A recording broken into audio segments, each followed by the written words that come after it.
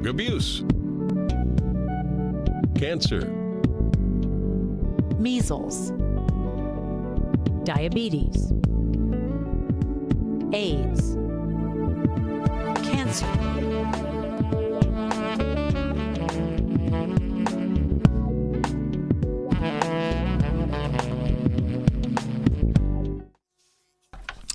Good evening once again, and welcome to another Doctor on Call. It is Tuesday evening, of course. That's our usual Doctor on Call time. This evening, I have three of my favorite ladies with me this evening. Of course, Dr. Nixon, Dr. Carolyn Noel, and Mrs. Lydia Brown. They're here with me this evening, and we will be talking about obesity. Now, tomorrow is World Obesity Day, so of course it's only proper that we address this because it is a problem right here in Grenada, especially among our children and, young adults. So it is something that we need to keep out there so that, people can definitely get to understand why it's important to remain healthy and to maintain, a proper BMI. Yes, indeed. So before we get into our discussion this evening, let us welcome our guest. Dr. Nixon, good evening. It is a pleasure to have you as always. How are you doing? You're muted. You're still muted. You're still muted. Good evening, everyone. I'm very sorry. It was raining here so much a while ago. I thought I couldn't do this because I could hardly hear myself. But good evening, and I want to welcome my special guest. Since you're not including them as being very special. Mrs. Brown with a fabulous smile as usual. Always happy that you're here, Lydia, and Dr. Noel, Jane Carolyn Noel, of the Chronic Disease Commission. Mrs. Brown is the executive secretary. That's what it is. Chief Executive Officer. Chief Executive Officer. Ooh, you see, Mrs. Brown, she doesn't even know, but she's complaining. Yeah? I've been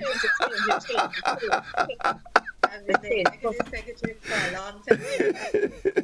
You see, so I'm not wrong. So I want to welcome you guys because I think this is a very important time for us to be working together tonight. Tomorrow's World Obesity Day, and we talk about this over and over and over and over and over. And tonight I want to remind everybody in Grenada that take one thing out of this and apply it to their families, because it's going to have to be a one cocoa full basket kind of stuff. Everybody's going to have to take on their responsibility in preventing. Adolescents in the 70s were dancing and partying and skinny and all the rest of it. But they were more active, they were more outdoorsy, they went hiking, they did a lot more stuff. Today we see a big difference. But it's not just the adolescents, because these adolescents and these children go into older people. And I wish Dr. Matthias would have joined us, because he gets the brunt of it as a medical internal medicine specialist and an endocrinologist in particular. So I think it's a good thing that we are gathered here today to tell our dearly beloved about a big problem that is in our face and that we all can collectively approach, because it has to be an integrative approach. We're going to talk about integrative approach after that. So, Godfrey, you want to continue? Because I have a couple of things I want to say before we let our colleagues speak. Yeah, well, of course, but I do intend to have you lead this evening. So I'll just start with you and ask my one question for the night. Just remind us, and of course our listeners included, and I beg your pardon, I did not welcome our viewers this evening. Of course, GBN TV, our friends on our Facebook page and YouTube channel, and our listeners on K105 FM. We are happy as always to have you with us, and we trust that, of course, as Doc said, at least one thing you can take away from our discussion this evening. So, Dr. Nixon, tomorrow, World Obesity Day. Maybe there are people who are not familiar with that word obesity. Take 2 minutes. Just explain it, and then we would get more in detail on it. Well, obesity basically has to do with your body fat, F-A-T. Okay? And, if we look at our culture, we like our children chubby, we like our women a little bit of bottom, and nice thick hips and lips and a lot of boobs and a lot of thighs and stuff. The truth is, a lot of that roundedness comes from fat. Right? There are women who have sufficient muscle under it, but the truth is, that was our aesthetic appreciation. Your grandmother come and she say, all these children so mager, they're not feeding the children. And she comes and she spend 2 weeks, and when she finished her children, all the children are roly-poly in the house. Or when they go spend time by her house, Lord, all the mother and feeding all the in town, come here. And she feeds and she feeds and she feeds. Although when you go to the country, she make you go on around and play anyway, and you have to go and get water from the river and all the rest. There was that level of activity. But the truth is, obesity has to do with the body fat. And if your body fat is over 35% for adults, right, of your body weight for your height, you're considered to be obese. In children, we have other parameters by gender and by age, right? And by gender and by age as well. So we look, and there are charts that tell us whether a child falls within the what is considered the normal body weight for his age and gender, or whether he's above that. But once you go above what the chart says, you're considered to be obese. And of course, this obesity has a lot of challenges that it brings with it, which we talk about. But this year, I don't know why they went to 8 billion, because probably always almost 9 billion people in the world. But the theme for World Obesity is 8 billion reasons to act on obesity. I would hate to think that 8 billion out of the 9 billion of us is obese, but we know there are populations who don't really have much problem with obesity because of their lifestyle, their genetics, etc. And I'm thinking, I'm thinking the fact that we have a war that's going to affect us. I don't know if this war is going to end next week. And we know that if we look at the generation before the baby boomers, who went through like World War II, that's probably the most recent global war. And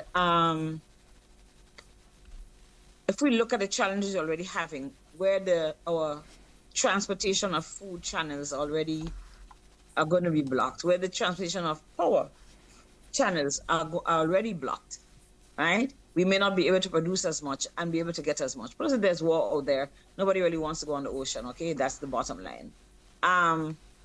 So one of the things I want us to think about tonight, Grenadians, is how are we going to embrace food security? Because we're not getting Lay's potato chips and all the foolishness that we get now.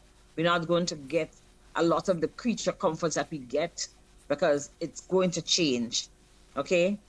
So we kind of need to think today, March 3rd, about how we as people in Grenada are going to preserve and ensure that there's enough food for us to eat, good food, right? For us and our families to eat, and who we're going to have to collaborate with. Where this integrative process is going to come from and go to in order for Grenadians to have food security, okay? What is going to be our priorities? Are we going to grow bananas or callaloo or ground provisions, okras, whatever it is? Are we going to grow sheep and goat and chicken? Well, we get our corn from the first world, so guess what? I don't know how the chicken thing is going to go unless we're going to get water grass and coconut and feed them. But the bottom line is that we're going to have to start thinking now that this world crisis is starting and may continue and may accelerate and will definitely have a spin-off on us. Okay? How are we going to ensure that we have food security and food that is good for us? Right? We might not be able to get flour anyway because the flour comes from places that grow wheat and stuff, and it may not be accessible. So let's think about that. I want everybody to start thinking there. So World Obesity Day speaks to unified action for cohesive, being all of us together, and cross-sectoral collaboration, right, to approach obesity, right, and to approach this obesity crisis. I think we've spoken enough about obesity as a crisis in our country. We see it on the road every day, right? We see it in our children. We see it in our women. I see it in myself. We all see it. And we got to figure out what are we doing to curb the crisis, because we know what the outcome is. we know that it's not as simple as saying, oh, I'm going to die, because it's a little more complex than that. And because we're looking at a chronic disease, remember that a chronic disease is one that's going to last us for more than 3 to 6 months. They don't have any vaccine that's going to help us. We have to change our lifestyle to contain it. If we don't, it's going to get worse and worse. So obesity is now classified as a chronic disease, not just a risk factor for chronic disease, although it's also a risk factor for other diseases. So just having too much fat on your body is already a disease. And that disease is going to put you at greater risk for getting other diseases, like increase your risk for hypertension, diabetes, heart disease, cancers, because we have not been looking at it. And cancer is a problem for us in Grenada and the Caribbean. And of course, strokes. All right? We know what some of the causes are, and we probably can talk about that after. But we know that we have a responsibility to curb obesity in order to decrease the risk. And the challenge it causes us to, and the challenges it causes to our budget, our health budget that just never reaches. It can never reach to do the things we want to do. So how do I prevent hypertension? How do I prevent diabetes? How do I prevent things like thyroid disease? How do I prevent having a stroke? How do I prevent cancers? All the rest has to be how do I control my weight, and especially my fat weight. Okay? So I'm going to leave that here for the time as food for thought. And I think we can move on and let my colleagues have their word while the mosquitoes near me.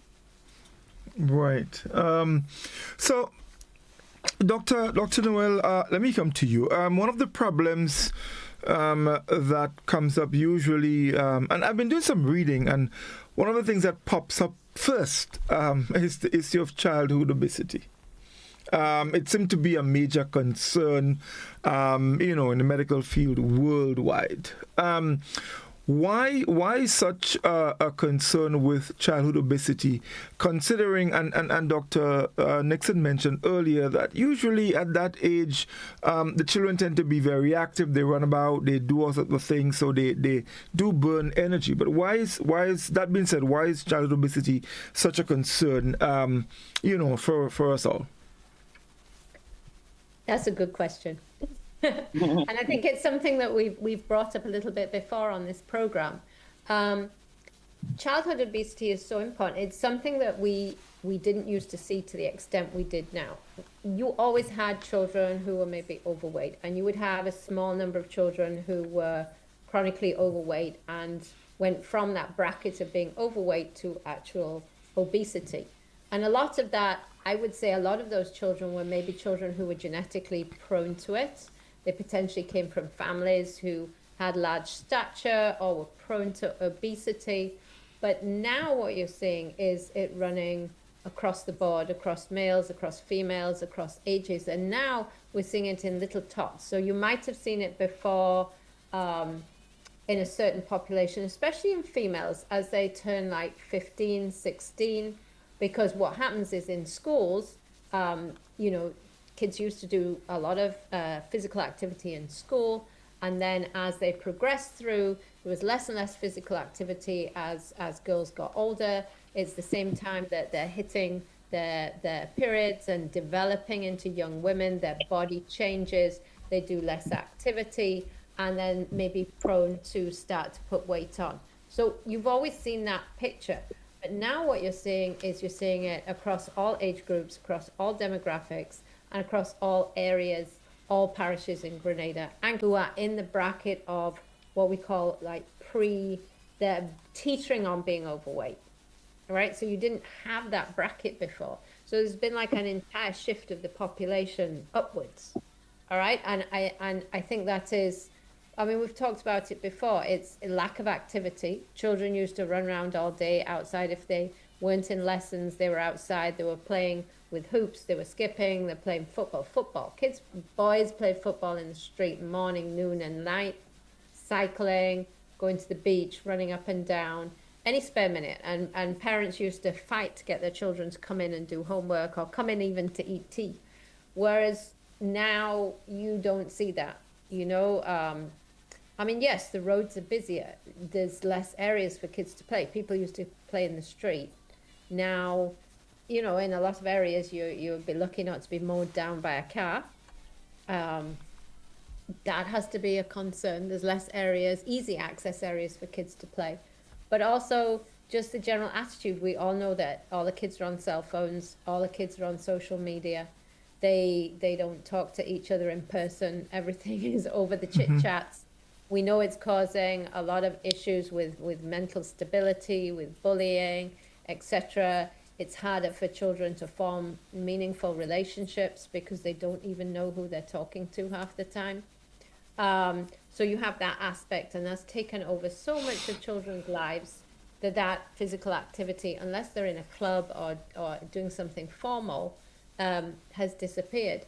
I think there's less, you know, we know there's issues with when children get to CPEA and when they get to CXC, parents take them out of sport, take them out of classes, everything is extra classes in school, so that sport that would have given the child a chance to burn off the stress and burn off the food they're eating isn't there.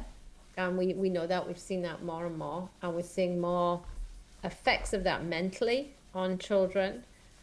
So you have that, and then you have the food we eat. So whereas before in Grenada there was a lot less processed food, it was a lot of cook your own food, make your own food. Now there's a lot more processed food.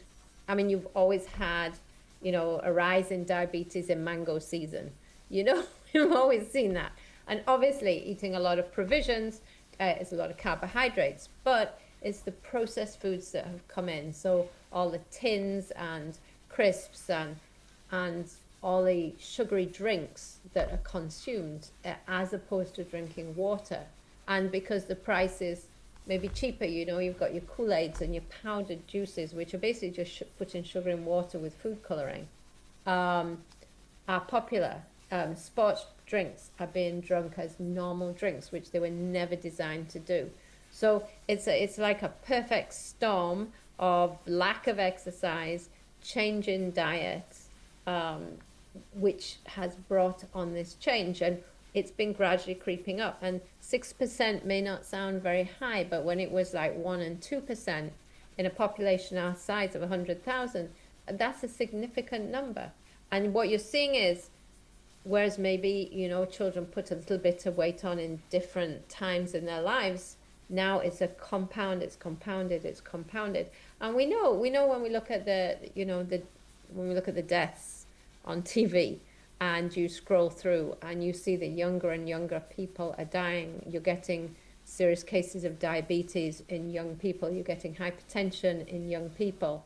And as Sonia said, it's obesity and overweight leads to disasters health-wise in later life. Whether you want to agree to it or not, there's enough data really to show a solid link. And it's not easy once you become obese to reverse the process. So it tends to follow from childhood into adulthood, into later adulthood, and it gets worse and worse unless you're very lucky and you can take charge of things. So it becomes more and more difficult, and so then you're more and more at risk. And then the more overweight you become, the less you can exercise, and it affects the psyche, and therefore that affects what you eat, and it's a vicious circle, and eventually costs you and the health service a pretty penny, and can cost your life down the road. So it is a big concern, and it's not just Grenada, it's right across the Caribbean. It's completely worldwide that we've seen this change, and I think it's the same causative factors worldwide, because we know an entire generation of children has changed how they live. Yes, indeed. Mrs. Brown, I want to come to you now. So I mean, Dr. Noel mentioned, the lack of exercise now, or the significant reduction, so to speak, in exercise now among children, and of course the change in diet. Let's talk a bit more about the diet and what we consume, and why is it so urgent and critical that we make that shift now, so that we can avoid that obese problem among young people that can go all the way into late adulthood. Mrs. Brown, I think you muted. Yeah. You're muted. Mm-hmm. Sorry. Please permit me to just go back a little bit to come forward. Sure.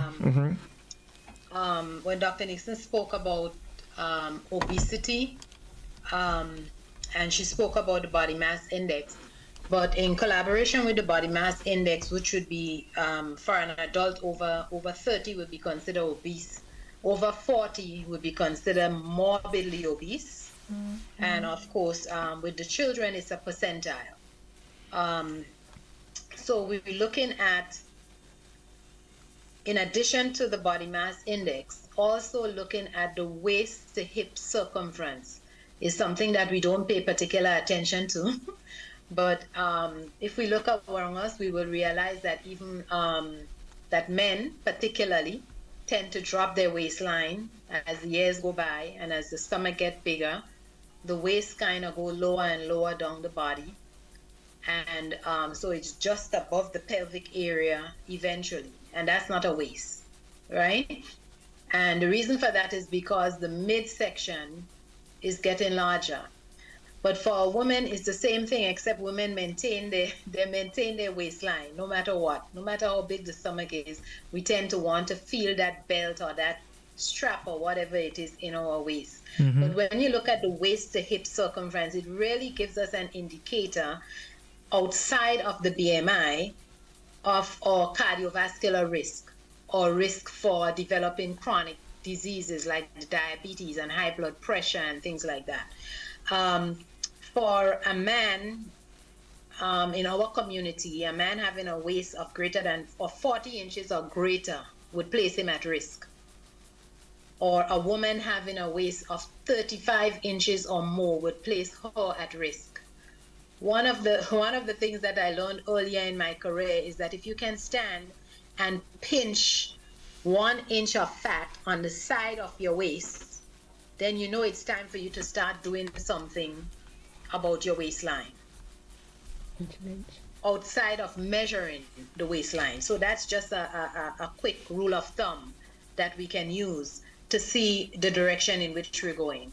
So waist to hip ratio for a man of, let's say, 0.9, anything 0.9 or less would be okay.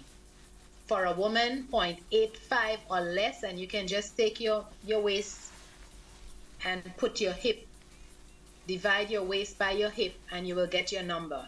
So if it's 0.9 or greater, it's it's okay, or less, it's okay. If it's 0.5, 0.85 or less, it's okay. For men, if it's over 1.0, then you know you're at risk.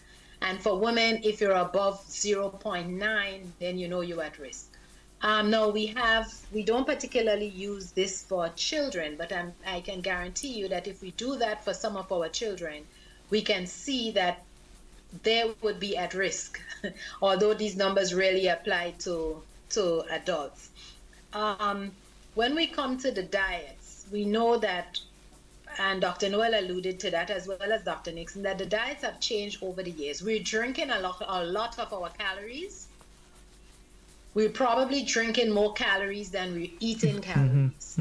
Outside is hot, and so we tend to go for the sodas, and other sweetened beverages, the malts and things like that. We tend to go for those things to quench our thirst, which we know that when we drink one, we need another because the thirst is not adequately quenched.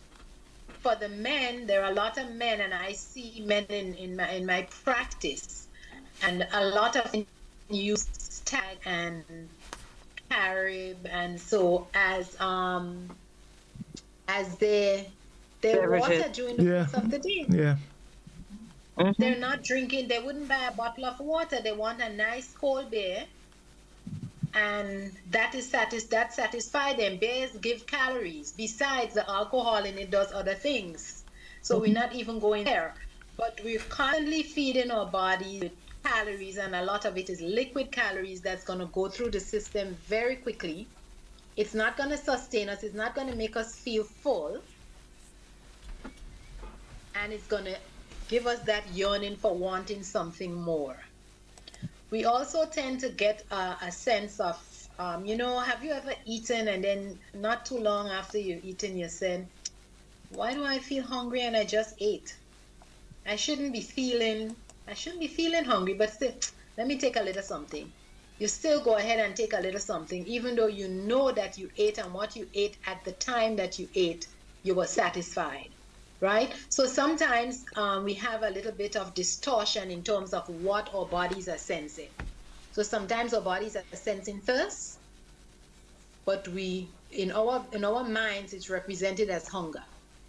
So we feed that hunger with something sweet. but it's really thirst we should be trying to quench, right? So you end up eating more than you should eat, and the more you eat, the more you feel like you want to eat something. So I remember some years ago, I have a brother-in-law, his mom was diabetic, and when they found her blood sugar was 900 or something like that, it was very high. She was pretty much not functional. But what she was doing during the day, and this was when she was being at the time she was diagnosed, as she felt thirsty, because with diabetes you feel thirsty, she drank sodas, she drank milk, she drank everything but water. And so the more she drank, the higher her blood sugars went, until she just couldn't do anymore, and she ended up in the emergency room. So I think when we eat, a lot of the times it's just senseless eating. We see someone with something, we smell something being prepared, and we feel like maybe I could, it kind of stimulates your appetite. So you want to go for some of that because that's what your body is sensing. So a lot of the times we eat things, and then the portion in which things are being, we have portion distortion as well. So we don't even recognize anymore what is normal. Right? So if you show someone what is normal, they will say, that you expect me to eat that and be satisfied? No way, you must be kidding. Today I was at a program and we were talking about the amount of food that was served. The food was pre-packaged, and so there was a discussion. No, some people want this, while other people were saying that is just too much food.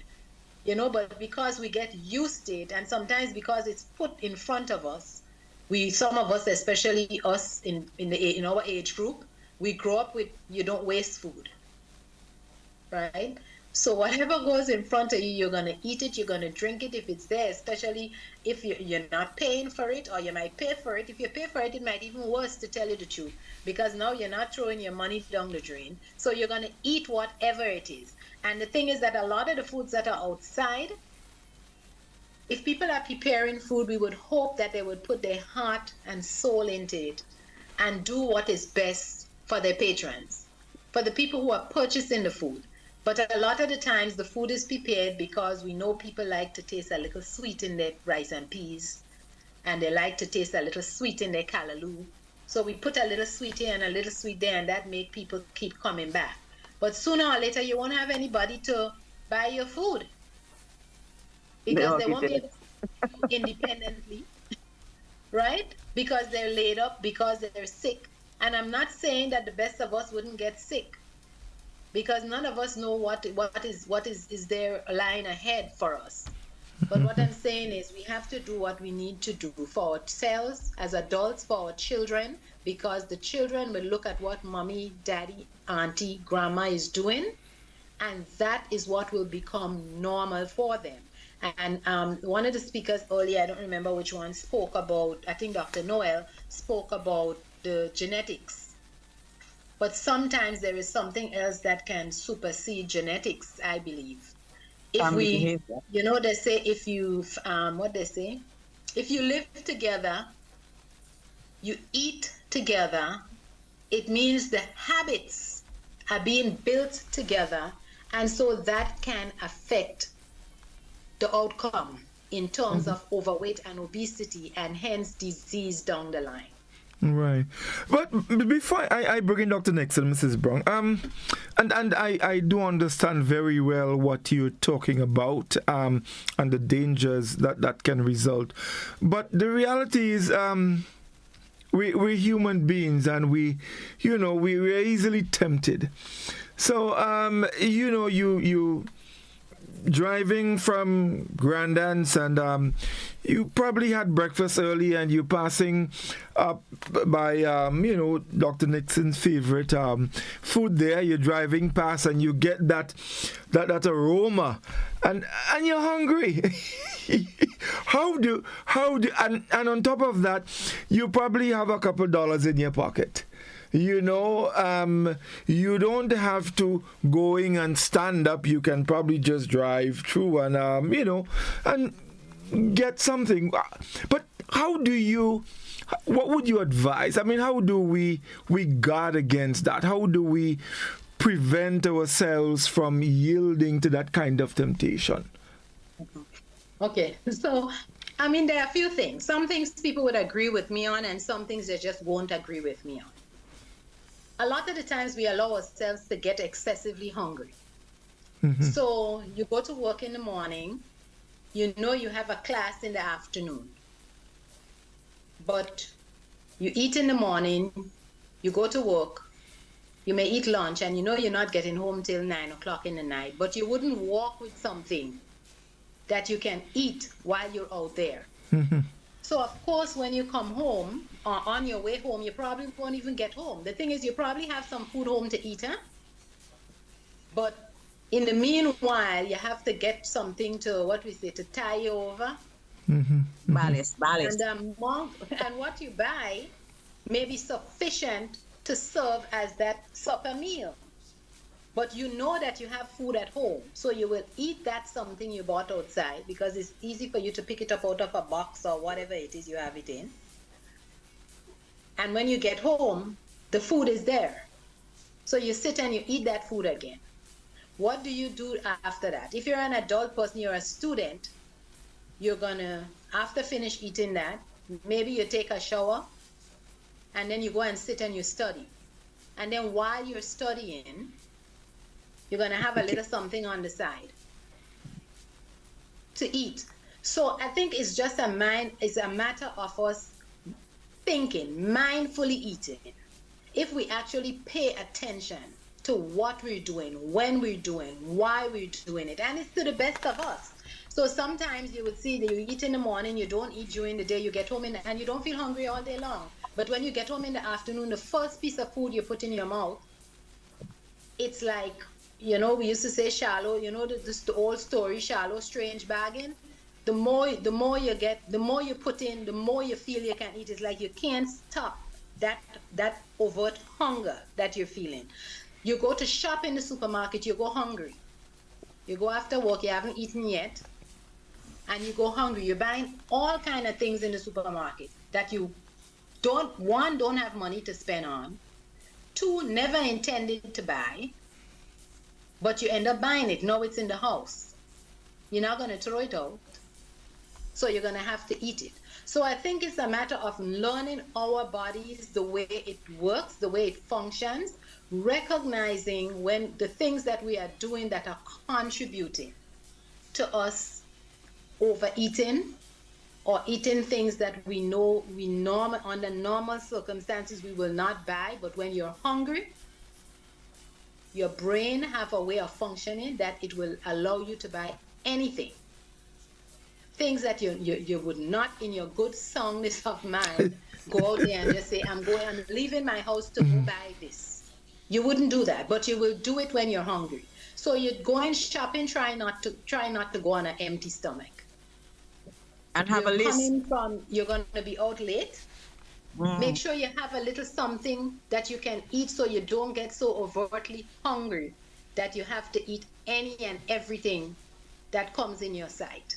So these are just some little things that we can do. Right. And if you're going to buy something that you know is really not that healthy, don't buy a big bag of it. Don't buy a crate of it, a few packages of it. Buy something that's in a serving. So that when you eat that one thing, you're not carrying it home, that you have more servings that you can eat. You're going to buy some ice cream. I usually like ice cream. If you're going to buy some ice cream, you buy yourself a tub and you leave it alone. I bought an ice cream some time ago on a what they call it is like a waffle. It's a waffle. Yeah. A waffle cone or something like that. Yes. Yeah. And I said, oh well, I'll have 2 scoops. And when I saw what the person gave me, no, I couldn't take it back. I said, oh my God. It was just so much ice cream you could have shared for me and 3 other people. You know what I'm saying? So you have to be able to be mindful as to what you're doing, how you're doing it, what you're getting when you buy it, controlling how much you buy. Otherwise, you would force yourself, because am I gonna take that ice cream and just throw it? I just paid good $16 or how much dollars, Right. $20. You're gonna want to eat it. You know what I'm saying? And if you're somebody who is doing that on a regular, then you know you're gonna have some consequences to deal with down the line. Right. Lovely. Dr. Nixon. Godfrey. Yeah. Sure. I was just going to add a little piece there. I think what is interesting is your tastes can change. Yes.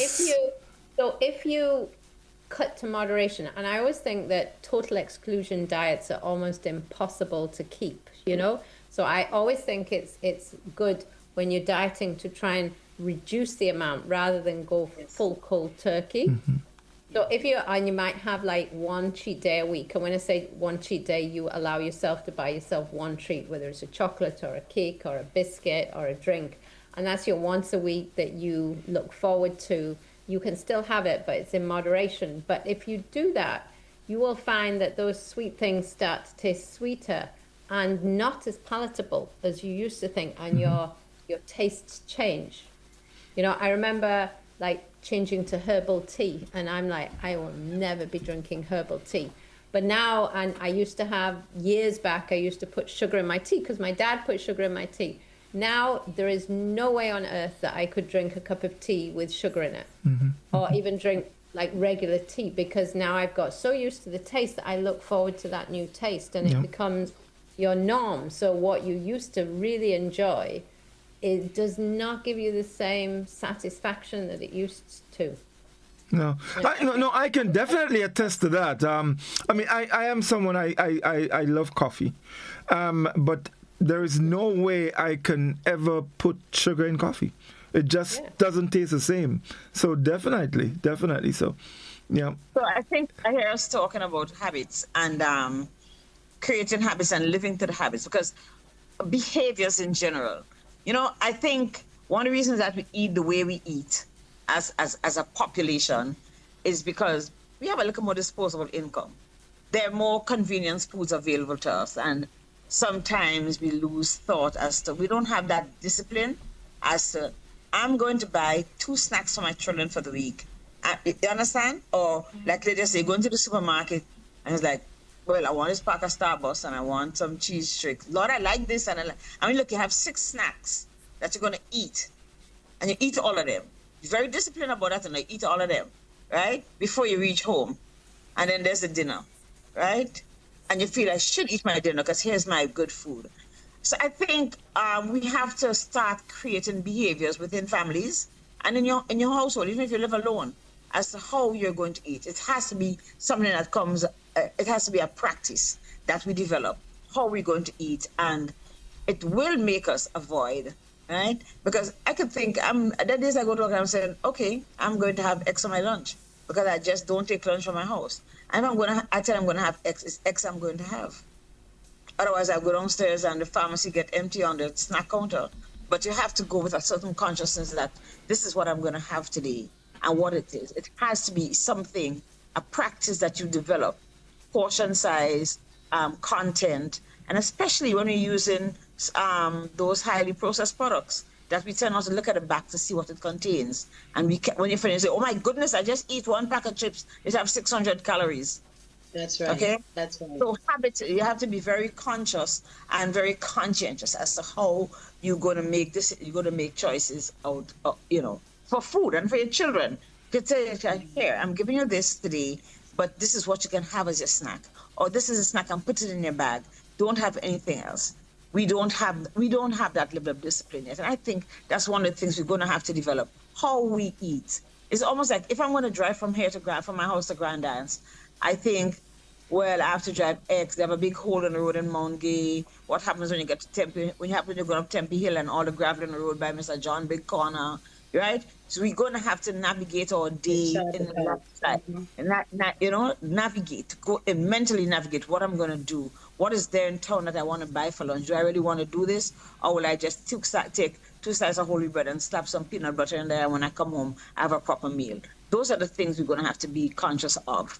It's going to cost us a lot less anyway. Mm-hmm. Oh, yeah, I was gonna make the point, because when you consider how much money you spend on a lot of these processed foods, and so compared to and the other thing is, if you purchase vegetables, these foods have no VAT on them. So already it's costing you less compared to the processed foods. So it's not just healthy, but economically it is also good, to pay attention to what we consume. Doc, I wanted to. Can I just put a spoke here? Sure. You mentioned about the vegetables and the VAT and it's being cheaper, but there are actually a lot of processed and ultra processed, and when we say ultra processed, we mean foods that don't look anywhere close to what the original food looked like. Mm-hmm. That is when we consider it ultra processed. So we could take a potato, Irish potato, and we look at a potato chip, and the potato chip doesn't look anywhere near like the Irish potato. That's ultra processed, right? So when we look at I go to the grocery, and just as people look at my basket and say, "Oh, I was looking to see what you're buying," which was a little surprising to me, but now I know that people are looking to see what I'm buying. Of course, I'm buying what I usually buy, and if I want to buy a groundnut sugar cake, I'm going to buy the groundnut sugar cake because I like groundnut sugar cake, but I'm not going to be eating groundnut sugar cake every day and a few packets every day for a week. I wouldn't be doing that. It's a once in a while thing because it's something that I grew up with and I like it, but I know I have to control it, right? Mm-hmm. But we did an evaluation at the council, the Food and Nutrition Council, our officer, Mr. Keyshawn Williams, did a nice spreadsheet where he looked at a variety of snacks and went to many supermarkets and shops in the neighborhoods and so.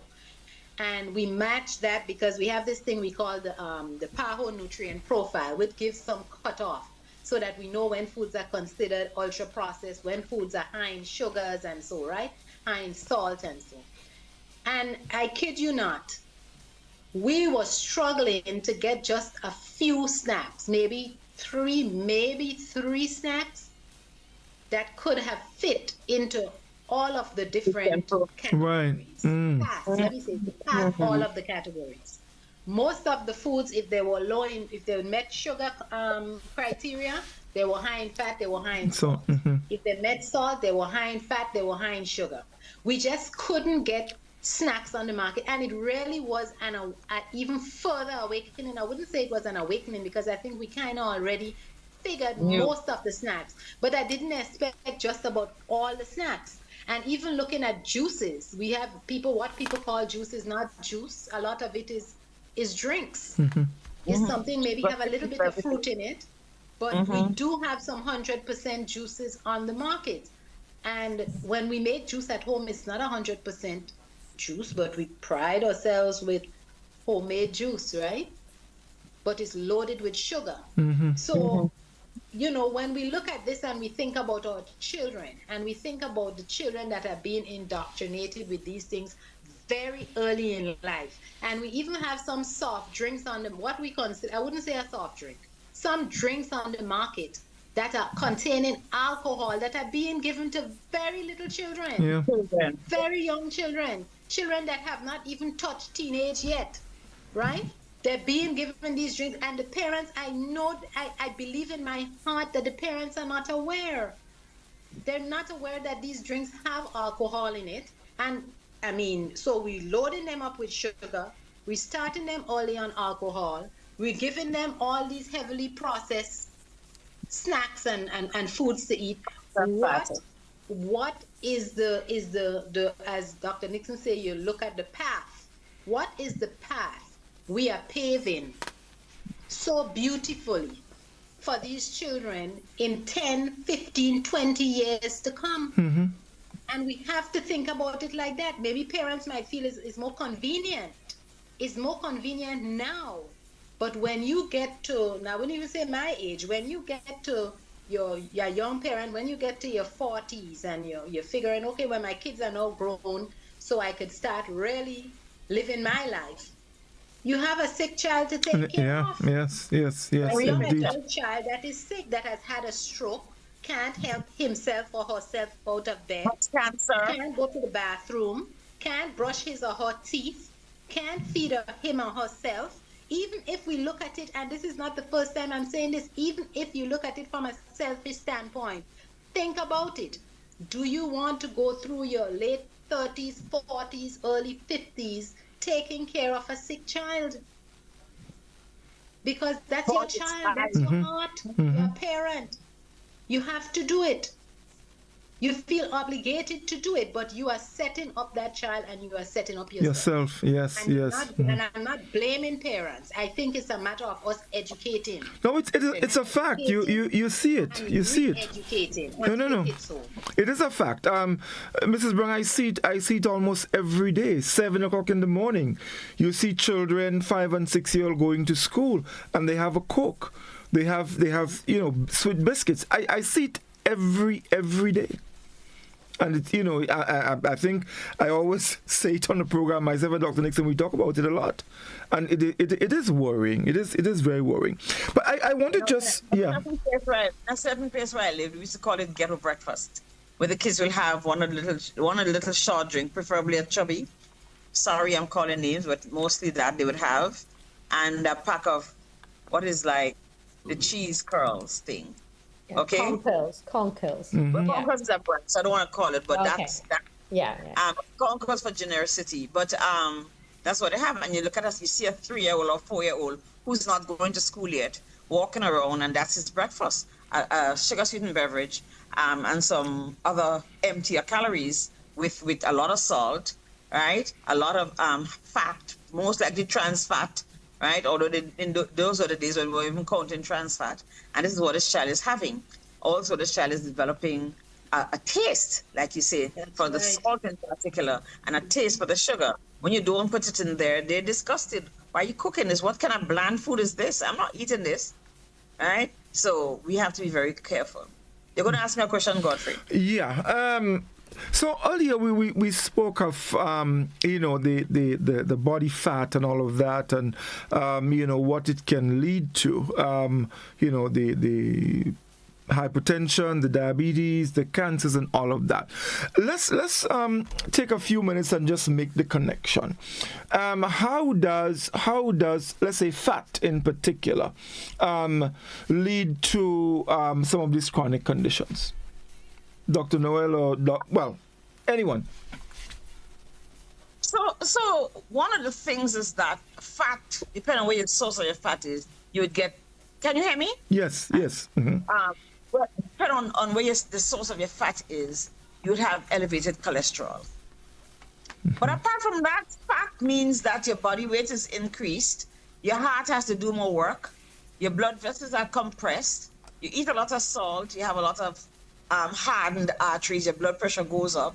We're seeing fat as a toxin, as a poison in your body. And so we see diabetes, we see cancers, okay? So there are many pathways that fat becomes a problem, right?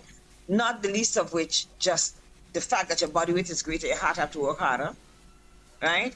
And the fact that cholesterol comes in from the fatty foods that we eat. Like I said, the food with lots of trans fats, the food with bad animal fats that create cholesterol for us and causing hardening of our arteries and plaques and stuff. And so we have different diseases. And remember that some diseases will lead on to others. So you'd have high blood pressure, which would cause you to have strokes because the poor blood vessels in your brain can't really contain this pressure that comes in so high. Or you'd have fat in the form of cholesterol that forms little plaques along the arteries that get released and go into your brain and clog up an artery, right? Because you have this gushing blood, and plus you have all of these little. It's like when the river come down, the big stone and fat move because the river water pressure is heavier, right? So it moves. When you look at the river the day after, the whole topography of the river is changed, right? The whole structure. It's like, hey, where my stone is to wash on, okay? In the same way, these things get moved, and these atherosclerotic plaques get moved, and they would move to the smallest vessel they can go to. And if you go to the vessel and it clogs the vessel, you would get a stroke because there's no oxygen beyond that area. Like we talked about the toxins and how the fat can cause us to have diabetes because of it as a poison. And I remember Dr. Matthias talking about this here, the toxicity of fat in our bodies. And like I said, so we're talking about complications, strokes, heart attacks, because your poor little heart can't manage this thing. I keep talking it all. It rains and we use surface water, right?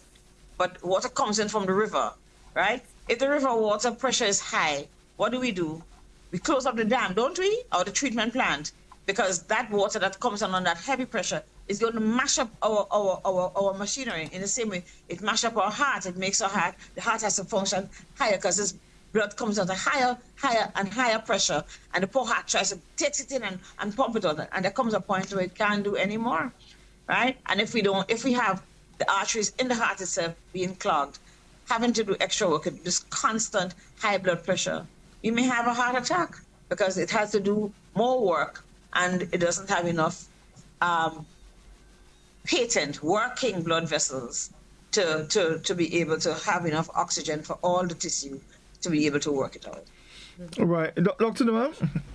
Yeah, I was going to say it's interesting as well because you see a lot of Grenadians, they suffer from diabetes, but they also often suffer from poor circulation and have leg ulcers. So leg ulcers, you see, they're common in Grenada. And that's going to be made worse with the obesity as well. So just like Dr. Nixon said, like you can clog the arteries in your heart and those vessels, you can clog the peripheral vessels at your extremities. So, you suffer with pain in the feet and cramping, especially with walking, and then you can get ulcers as a result of that. You get the diabetes, the high sugar, the obesity affects the way the pancreas, which controls your blood sugar, so it can't work as well. Your body can't work as well with the insulin. Even when you're given insulin, it doesn't work that well. And then people are prone to the leg ulcers, and we see people with leg ulcers that they have to treat for years and years and years, and dressings and dressings and dressings, and eventually end up with amputations. So that is made worse by the obesity as well.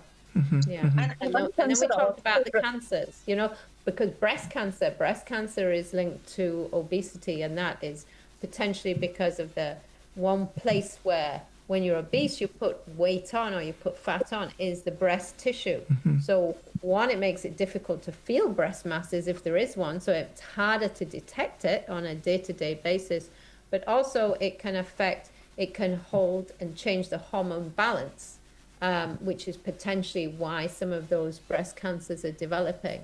So it has a knock-on effect on so many different things. Right. We have to consider what obesity is, and I think it was mentioned superficially here earlier that the whole thing about how you feel about yourself. Mm. So we look at our children who are obese and they're subject to bullying. I think Jane mentioned that. our children are obese, and they we used to call children in the schoolyard fatty bum bum, right? When we were little. Well, guess what? That's one child, right? Now you have a lot of kids who hide themselves because so many more of us are heavy, and children are a little more disrespectful, a little more mean towards kids who have who are a little overweight, and it becomes a problem for them. What does the child do when they fat? They eat more. You stress them more, they're gonna eat more of the junk that they're eating, and they get fat. They can't play games as well. They can't do the stuff that they need to do, and so parents have to look at that as a problem, because we know of children who get teased enough to die by suicide.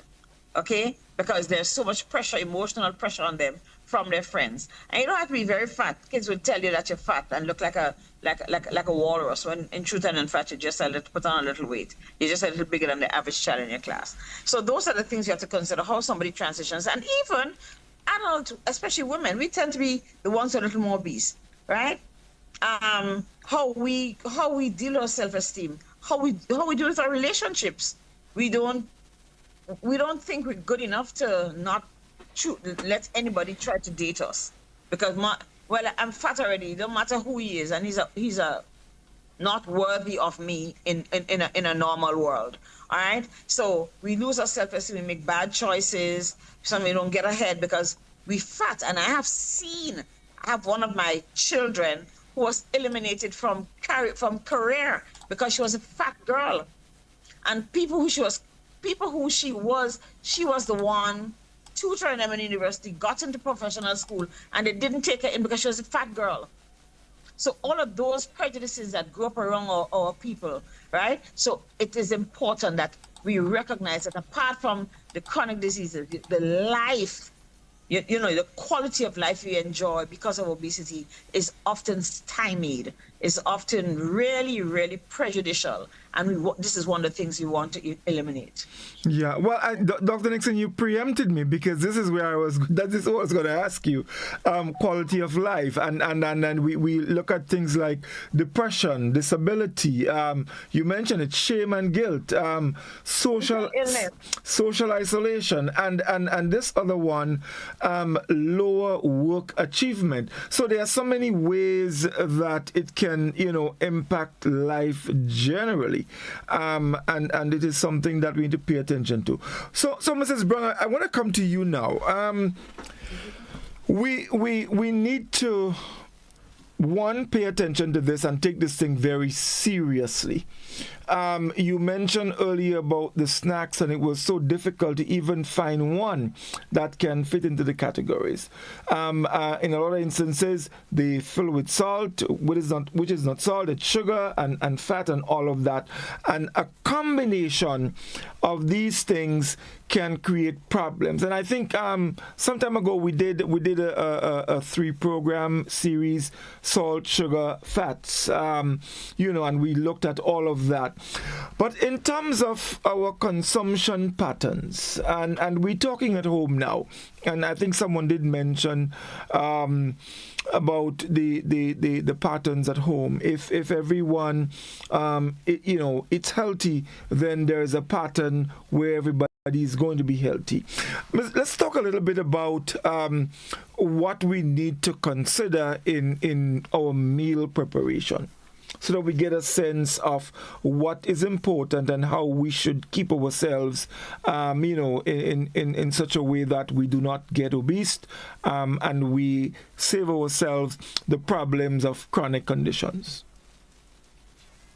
Okay, so I think when we think about meals and we think about how we eat, I would never tell anyone not to eat out, but we have to look at the foods that we're consuming. How many of our meals are being eaten outside? We don't have any control over how people would prepare their food, because people are preparing their foods to be sold. Right. But when you're eating at home, and then, I have to say, I went to a function the other day, and they provided lunch, and I took the lunch, and I saw a good bit of vegetables, and I was like, okay, because I don't particularly eat too much rice. That's since Ivan. I guess that Ivan had me riced out. But I would have I would have some pasta. And so they had some pasta, and I was like, okay, good, I'll take that. And I was surprised that after I ate the first couple pieces of vegetable, it was rice next to the pasta. Rice next to the pasta? Rice was next to the pasta. I was like, what? Rice and pasta? I mean, we do eat rice and we eat macaroni pie, right? This was rice and like noodles, like spaghetti noodles, you know? And so it was a little concerning for me. Also, I realized that I eat fish. I don't eat other meats, I eat fish. And people prepare their fish, it's a lot of salt.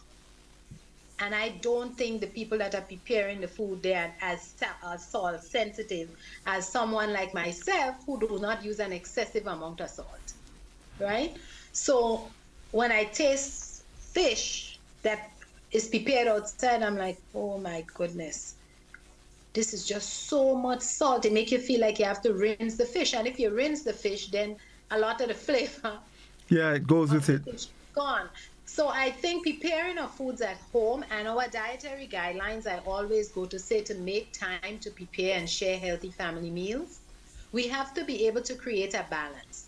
The dietary guidelines, I don't have it with me here, but the dietary guidelines, you can contact the council to get a copy of it or go on our website, gfnc@gov.gd, and you can see the dietary guidelines actually reinforces the need to have a variety of foods. And variety doesn't just mean making sure you have some vegetable every day and making sure you have some staple every day and you have some meat every day. It's not that. It's having variety within the food groups. So today you have callaloo. I mean, if it's only callaloo you have, tomorrow you're going to have callaloo. Again, it's better than having nothing. But you try to have a little callaloo. Sometimes you may have a salad. Sometimes you may have some coleslaw with a little cabbage with carrots in it. Or like my dad used to do, cabbage with tomatoes, not carrots. So you try to just have some variety within the food group, right? Sometimes you may have fish, sometimes you may have some chicken, but you're looking at the parts of the chicken that you're eating for specifically for even for the children. Well, we fry chicken, but we fry chicken wings. Chicken wings is like the fattest part of the chicken, but we fry it and we deep fry it. So, and then we do fries, and the fries are not air fried or pushed in the oven. It's fried in the same, same or different deep fried oil. And we have to look at, when we're talking about variety, we're looking wholeheartedly. We're not just looking at the foods that you're preparing at home, but you're looking at the foods that you're eating outside as well, right?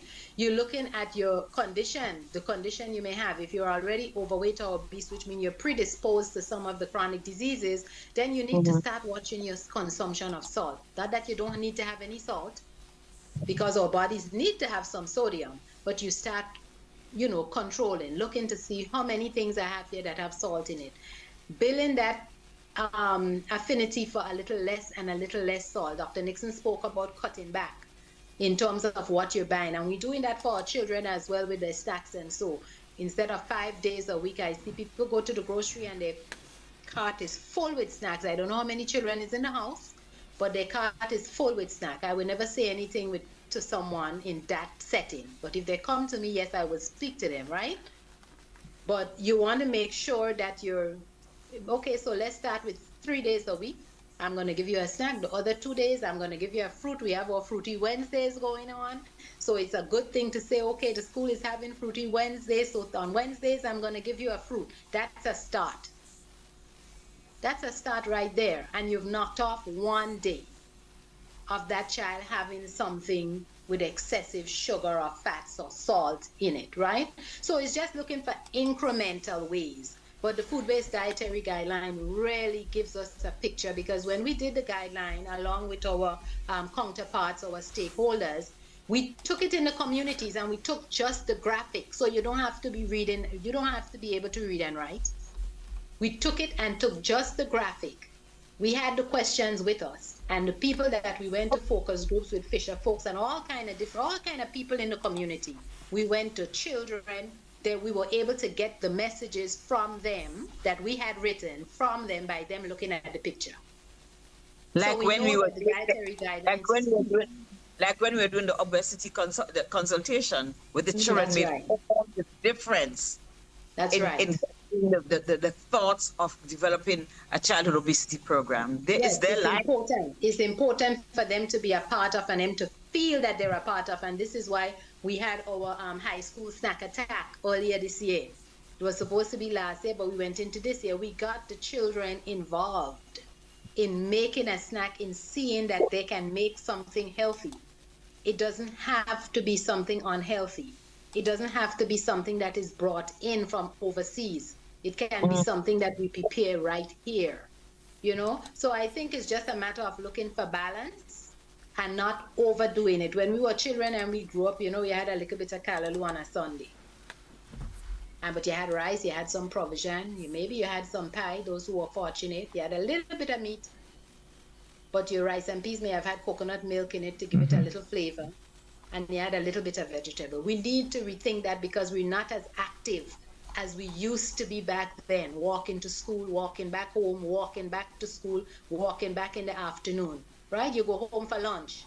We're not doing that anymore. So we're less active. So we have to redo our plate. And so we put in foods that are less calorically dense, but nutrient rich, or vegetables, or fruits, and these type of things, trying to get some of that in and just creating balance through the day. Eating our calories and making an effort not to drink it. So I just want to make one point, just to follow on what Lydia has said, because I think it's very important, because obesity is the result of an imbalance between what we eat and how we burn it. What we eat and how we burn it. If you eat more than you need X amount of calories to do whatever you do during the day. So if I were, let's just pretend that I were a housekeeper in a hotel, I may need a little more calories than Godfrey, the person at the front desk, or the person, right? Or myself, who work in my office sitting down, right? Who work as a physician and you sit for a lot of time, or you know, you just talk. You don't do a lot of physical activity, right? Whereas the lady in the thing has 8 or 10 rooms she has to clean, lifting, bending, sweeping, mopping, rubbing, stretching, all the rest, right? She may need a little more, even we are the same weight, right? So if I were eating the same amount as her, my body would probably look a little different because of the amount of burden. So remember that obesity comes from that imbalance between what you eat and what you burn. I think, sorry, Godfrey, I was saying, Sonia and I were talking before we started the program about the importance of policies, because it's interesting that Lydia was talking about the school nutrition policy and the dietary guidelines, which are really important. And then we have a childhood obesity policy that was tabled with Cabinet in November, and we are just waiting. We had hoped that it would be rolled out for tomorrow, but we're just still waiting for the official word that it's fully going to be accepted, and then we can start implementing it. But policy is so important when we're going to deal with this, because it's all right us saying to people, well, you should do this and you should do that and you should do the other, but we all know it's difficult.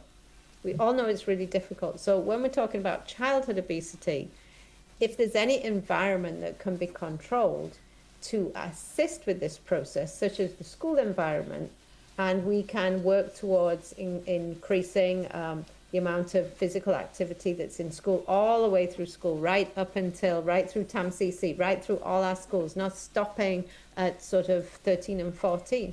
And if we can, I would say, fully implement the policies that we already have, which is making sure schools do, because we have the food nutrition policy, we have the school nutrition policy, and that is now backed up by the childhood obesity policy, and both policies are saying the same thing. They're both saying that we should not have sugar-sweetened beverages in school.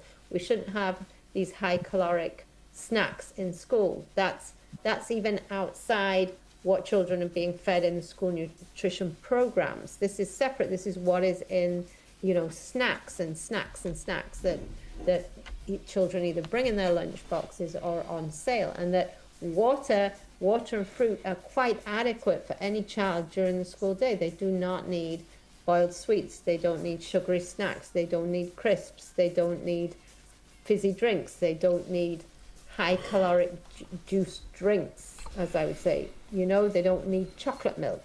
They need, and if we look at the fact that we have a policy for our preschoolers where they are only allowed healthy snacks at school, such as fruit, and they're only allowed water as their drink, and we've brought that in, you know, then, you know, that is the kind of thing that should be going through the entire school. There's no reason why that should change just because a child is older. Like, water is the choice of drink. You know, it's the policy is there, but now it is I suppose the bravery or the enactment by government, etc., Ministry of Education, to actually act on that and help our pediatric population to overcome the burdens that society are placing on them. Yeah. Mm-hmm. Dr. Nixon, you want to say something? Yes. I think, yeah. I think I got myself lost. Can you see me? Sideways. Yeah, you need to, yeah, right. There we go. There you go. I was not sure. I turned my volume off at one time. So I want to expand a little and I want to go back further because we're talking about children. We forgot about babies. One of the surest ways of controlling obesity from birth is breastfeeding. Grenada has signed on to the breast-friendly hospitals. Everybody in Grenada is born in a hospital these days. Okay, that kind of rule and is almost stylish. Okay, that you're going on to make a baby, going to the hospital. All right, so everybody has their baby in a hospital setting. And we're going to have to encourage our mothers more, especially our younger mothers, because it's kind of cute to carry the tin of milk and have a bottle and have all the paraphernalia that's related to creating a bottle of milk for a baby. When you walk in milk train, cost you less, healthier, especially the first days of breastfeeding with the colostrum. Good for the brain development. You don't have to boil, you don't have to wash buckle, which was a travesty. The baby's less likely to have allergies. The baby shouldn't have as much colic if you're breastfeeding a baby. Well, the baby grows grows. You look at breastfed baby, they look like they're fat, they're nice and chubby. By the time they start going up and down, they're slim and muscular. Also, it's free. If you eat properly, you have milk and gallons of milk free, right? Plus, the children love it. It's good for latching. It's good for relationship between mother and baby. And once you can do that early, right? And of course, because of it comes from a mother, a healthy mother. There are mothers who can't breastfeed, like mothers with HIV, etc. But if it comes from a healthy mother, your baby shouldn't have gastro and gastro season come around. Your baby gets his water from the milk. There are lots of advantages to breastfeeding, but above all, preventing childhood obesity. Because I tell you, we put flour pop for our babies early. We give them the bottled milk that is, I don't know if you ever tasted baby milk that comes from a tin. It's extremely sweet and has sugar. Okay, it's very, very sweet. It creates a lot of colic. I have lactose intolerance and I have tested those milks and I've had severe colics. That cram that even as an adult have difficulty coping with. All right. So there are lots of problems. Black people have more lactose intolerance than other races. So we give our babies these foods that make them have bellyache and they bawl and they cry and they bawl and they cry because they have in pain, right? Whereas you have a pair of breasts that if our mothers are taught how to breastfeed, it will happen. And just not from the hospital standpoint, expect spouses and families and environment in which our women live and work, especially work environment, so that we can ensure that our babies are properly fed. And I want to segue into the work environment because this whole thing of preventing obesity in general has to be integrated, like I said in the beginning. So you have the home environment, and then you have the people around you, your little communities. It's socio-ecological. It starts from the individual, goes into the home, goes into the community, goes into the workplace, goes into policy, okay? And that is going to include like I said, the Ministry of Health, right? The Ministry of Finance when it comes to taxing stuff. So we can remove the stuff that are not good for us, or we can control the consumption because it costs more. People are always looking for something that costs less.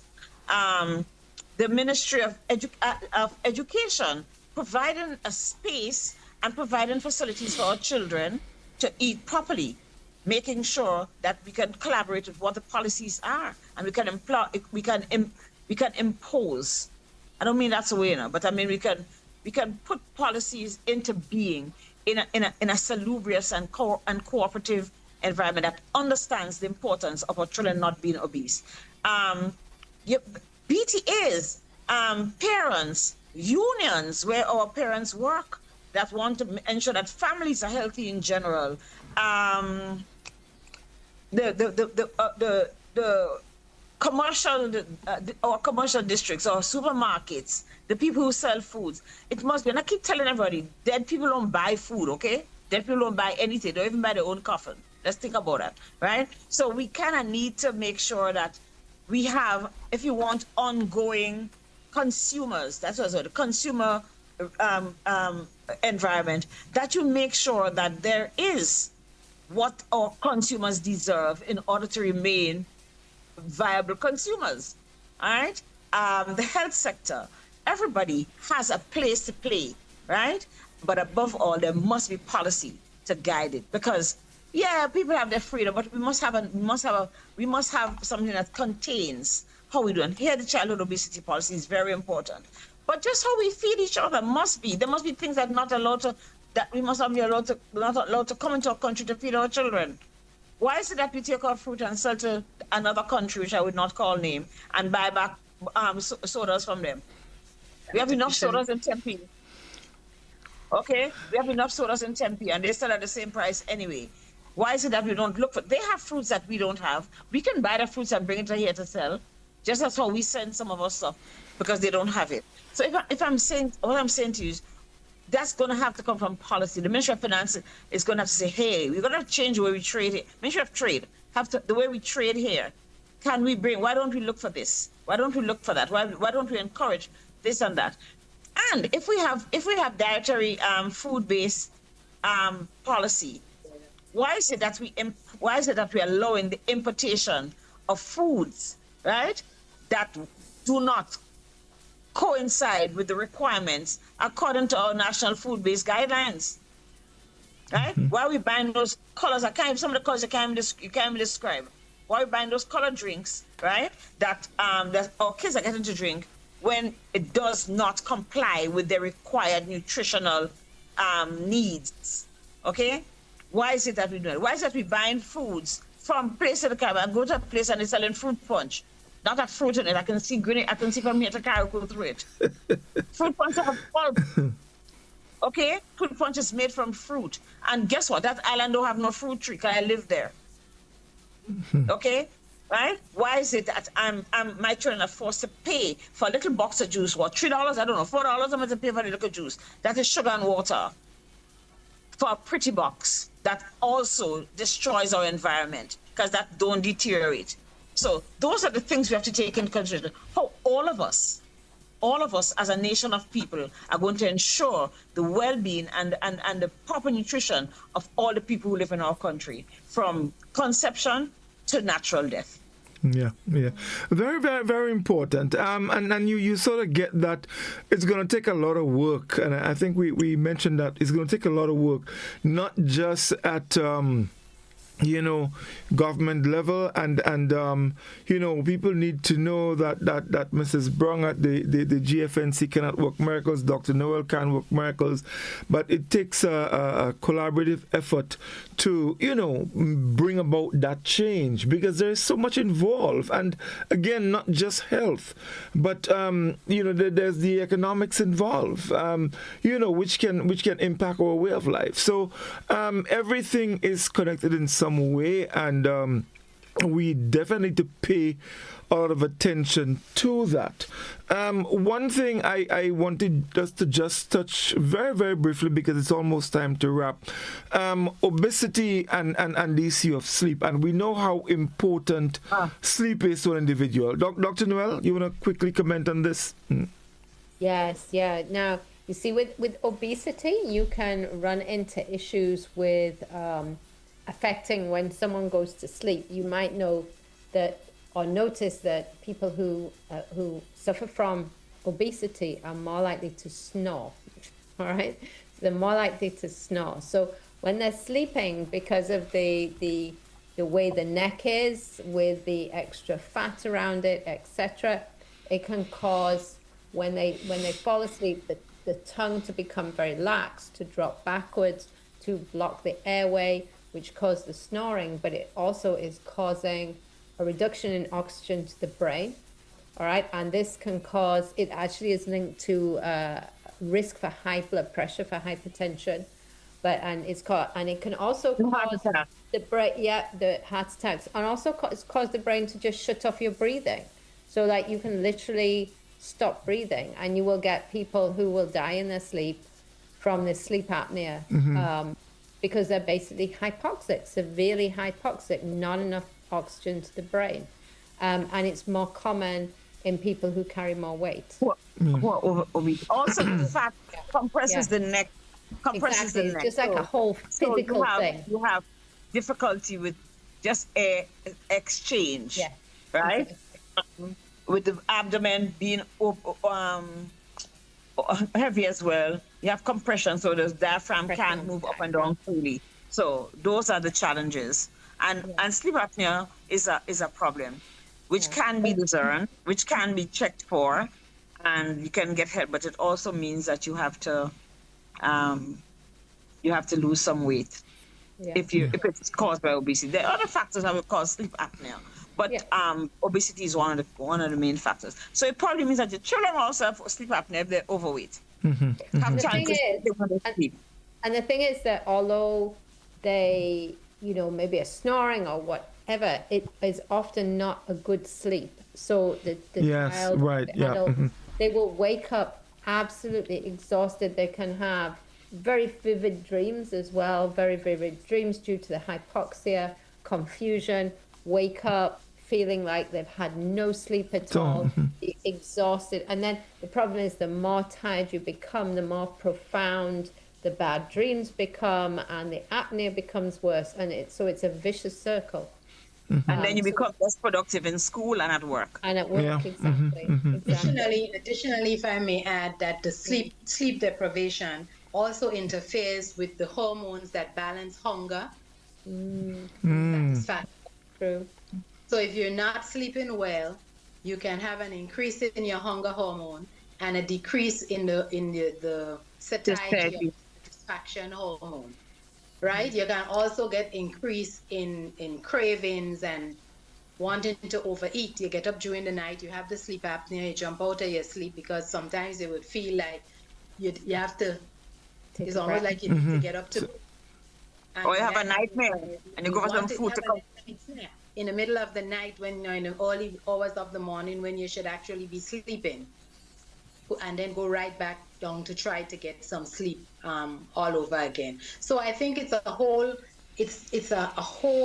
person. And in saying that, when Dr. Nixon mentioned about the policies and so, we really have to look at policies, especially health-related policies, as a whole of government. For a whole of government, every department needs to be able to look at these policies and see how they can fit into it.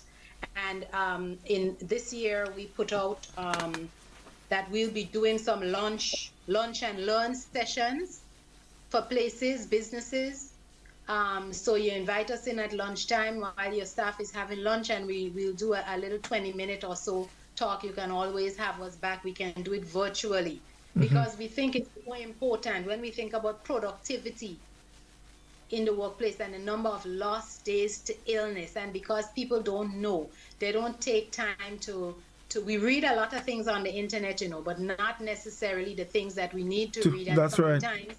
Not all the sources on the internet Credible. is actually credible sources. So I think it's important for us to look at things like this that is available. We're not charging. There's no charge, right? The Food and Nutrition Council is a non-income generating entity. So there's no charge. We're not charging you for that, but we're willing, whether it's virtual, you can choose to give your staff lunch for the day.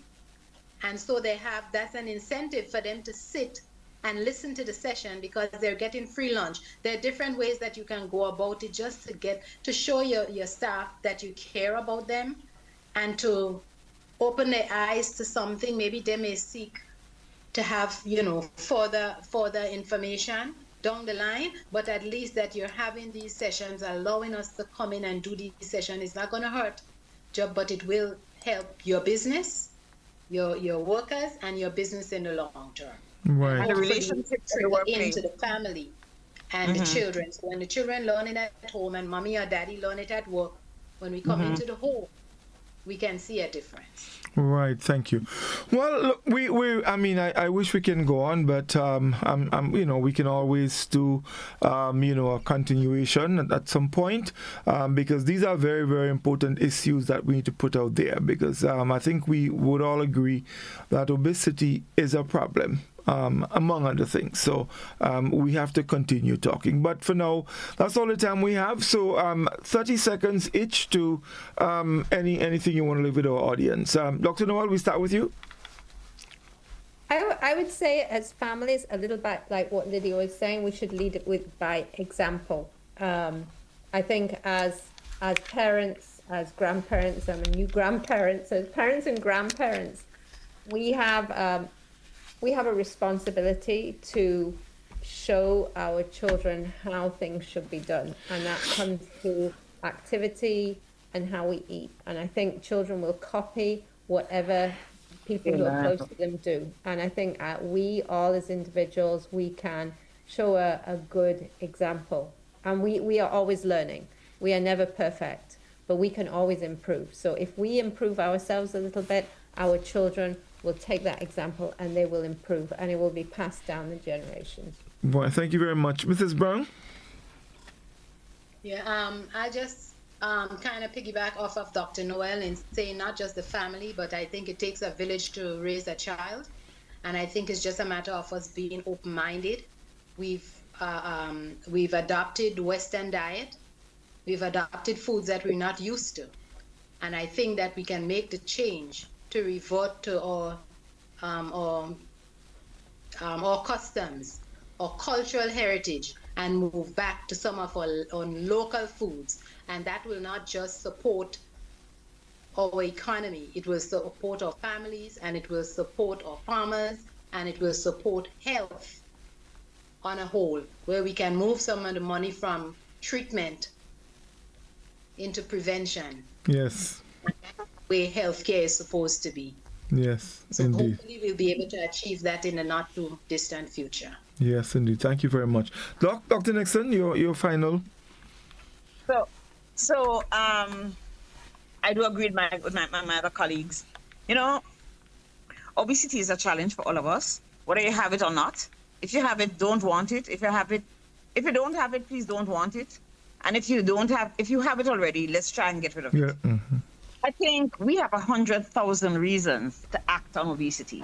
So I'm going to ask every Grenadian who hears tonight, or Grenadian and their friend and their brother, please share the message that we together collectively fight on obesity.